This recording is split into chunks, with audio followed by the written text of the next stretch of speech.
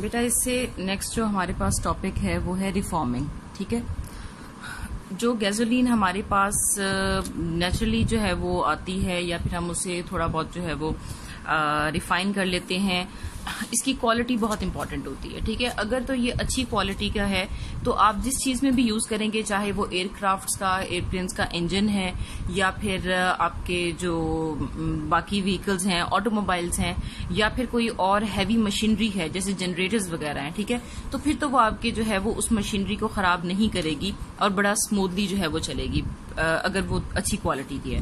But अगर gasoline की fraction जो आपने ऑब्टेन की हैं वो बहुत अच्छी क्वालिटी की नहीं है, उसमें कार्बन का कंटेंट ज्यादा है या इस तरह का कोई इशू है, तो फिर आपके पास जो है जिस भी मशीनरी में आप उसे यूज कर रहे हैं या इंजन्स में यूज कर रहे हैं उनके खराब होने का खतरा होता है। ठीक है, अगर आप लो क्वालिटी गैसोलीन यूज करेंगे तो बेटा अक्सर आपने जो है वो देखा होगा, ये जो हमारे पास ऑटोमोबाइल्स होती हैं इनका इंजन सामने जो है वो सामने तरफ इनका इंजन होता है, कभी कभी उस इंजन में से जो है वो बहुत शार्प मेटेलिक साउंड आने लगती है।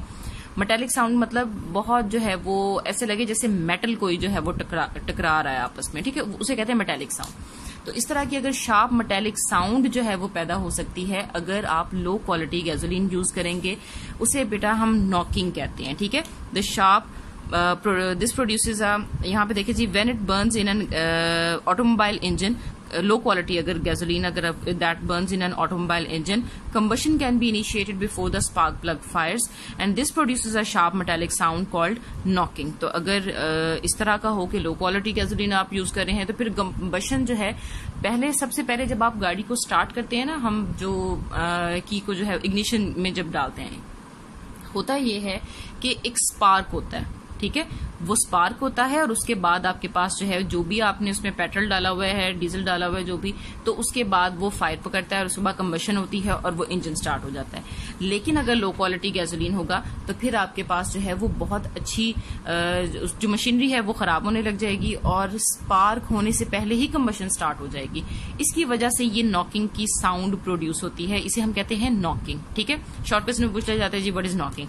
अब इसको खत्म करने के लिए ताकि कहीं हमारे जो इंजन है वो उसकी एफिशिएंसी ना खराब हो जाए, कहीं वो जल्दी वक्त से पहले ही खराब ही ना हो जाए, इसको खत्म करने के लिए हम एंटी नॉक एजेंट यूज करते हैं। ठीक है, नॉकिंग के लिए एंटी नॉकिंग एजेंट यूज करते हैं। एंटी मीन्स जो उसको प्रिवेंट कर सके। तो ये जो एंटी नॉकिंग एजेंट है, the quality of a fuel is indicated by it's octane number. यहाँ पे मैं आपको एक बात बता दूं कि किसी भी जो भी फ्यूल है बेटा उसकी क्वालिटी को मेजर करने के लिए हमारे पास ऑक्टेन नंबर होता है। जितना ज्यादा ऑक्टेन नंबर होगा उतनी ही वो अच्छी क्वालिटी का फ्यूल है, और अगर ऑक्टेन नंबर लो है that means it is not a good quality fuel. ठीक है, तो अगर जो हमने आर्बिट्रेरीली खुद से यानी कि एक जो स्टैंडर्ड लिया हुआ है हाईएस्ट ऑक्टेन नंबर का वो 100 है। ठीक है, और वो है हमारे पास TEL टेट्रा इथाइल लेड का। ठीक है, वो अभी इसके बारे में हम आगे बात करते हैं। तो ये याद रखें, quality of a fuel is indicated by it's octane number. Octane number increase होगा तो आपके पास इंजन जो है वो उसमें नॉकिंग के चांसेस कम हैं। स्ट्रेट चेन हाइड्रोकार्बन्स जो हैं इनके ऑक्टेन नंबर लो होते हैं, तो इसलिए ये फ्यूल्स जो हैं वो पुअर फ्यूल्स हैं। और इनके मुकाबले में जो ब्रांच्ड चेन हाइड्रोकार्बन्स हैं, ब्रांच चेन हाइड्रोकार्बन्स क्या होते हैं बेटा, जैसे ये आपके पास स्ट्रेट चेन है कार्बन की, तो अगर आप कार्बन की यहाँ पे इस तरह की ब्रांचिंग कर दें, समझ आ रही? ठीक है, कि ये स्ट्रेट चेन जा रही थी, यहाँ ये ब्रांचेस हैं, जैसे दरख्त के समझ ले शाखें होती है, एक मेन स्टेम जा रही होती है और उसके ऊपर हमने जैसे शाखें आपने देखी हुई हैं, इसी तरह समझ लें कि ये मेन आपके पास जो है वो जा रही है, स्टेम है, और ये उसके ऊपर ब्रांचेस हैं। तो अगर ब्रांच्ड आपके ब्रांचिंग हुई है और ब्रांच्ड हाइड्रोकार्बन है तो वो ज्यादा अच्छा फ्यूल साबित होगा, ज्यादा अच्छा उसका हाई ऑक्टेन नंबर होगा। ठीक है, तो experiments have shown that isooctane या फिर 2,2,4 ट्राई मिथाइल पेंटेन ये बहुत अच्छा बर्न होता है इंजन के अंदर, बहुत अच्छा फ्यूल है, और इसको हमने ऑक्टेन नंबर 100 दिया हुआ है। ये हाईएस्ट है, हाईएस्ट क्वालिटी फ्यूल आप कह सकते हैं। क्या है जी वो 2,2,4 ट्राई मिथाइल पेंटेन। अब इसे 2,2,4 ट्राई मिथाइल पेंटेन क्यों कहते हैं, ये नीचे बना भी हुआ है, इसका स्ट्रक्चर देखें।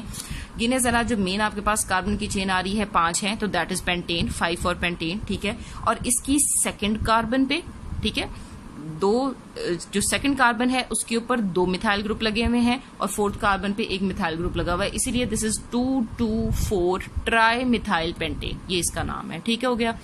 चलें, उसके बाद octane number of gasoline is improved by process called reforming. तो ये रिफॉर्मिंग की डेफिनेशन है कि जिस प्रोसेस के थ्रू हम गैसोलीन का ऑक्टेन नंबर इम्प्रूव करते हैं, यानी कि लो से हाई ऑक्टेन नंबर करते हैं जिस प्रोसेस के थ्रू, उस प्रोसेस को हम रिफॉर्मिंग कहते हैं। जैसे कि यहाँ पर उन्होंने आपको नीचे ये दिया हुआ है रिएक्शन कि हमारे पास N ऑक्टेन था, N octane straight chain compound है, 8 कार्बन लाइन में लगे हुए होते हैं। ठीक हो गया।